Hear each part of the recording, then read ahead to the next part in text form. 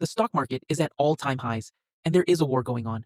Those two sentences should not exist in the same paragraph. But here we are, and if you think the market is fine because the headlines say so, you are looking at the wrong data. It starts in the Strait of Hormuz. On February 28th, the US and Israel launched joint airstrikes on Iran. Iran shut down the Strait of Hormuz. The S&P dropped nearly 9% in 5 weeks. Wall Street was panicking. Hedge funds were selling at the fastest pace in 13 years. Goldman Sachs data showed gross leverage over 300% and short exposure at the highest level since the pandemic.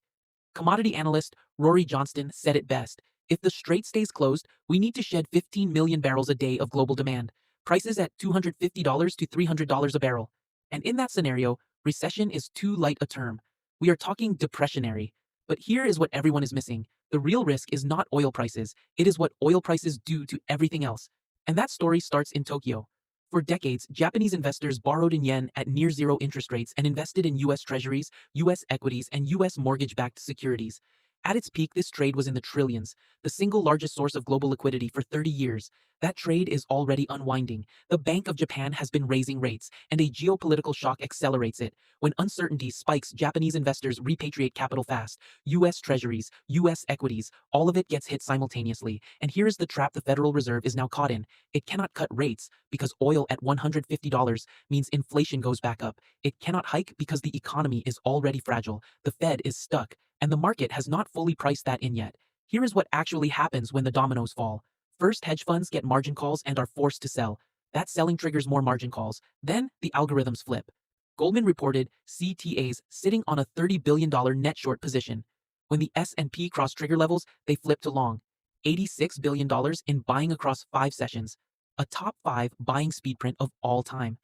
Then comes the options market. Dealers hedge by selling the underlying. Price goes down, dealers sell more. Price goes down more.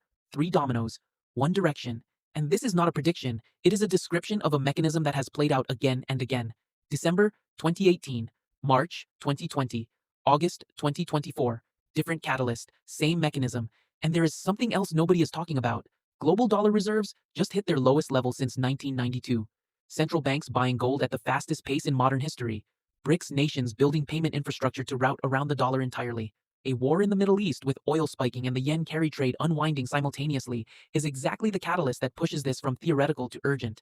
The real story is not oil prices, not the ceasefire negotiations. The real story is that the United States is managing a military conflict, a financial system under structural pressure, and a global reserve currency slowly losing its monopoly, all at the same time. Traditional financial media tells you oil up, stocks down, buy gold. Not wrong, just dangerously incomplete. The real risk is never the one everyone is watching. Those are usually priced in. The real risk is always the mechanism underneath, the feedback loop, the domino chain, the thing that turns a geopolitical shock into a financial crisis.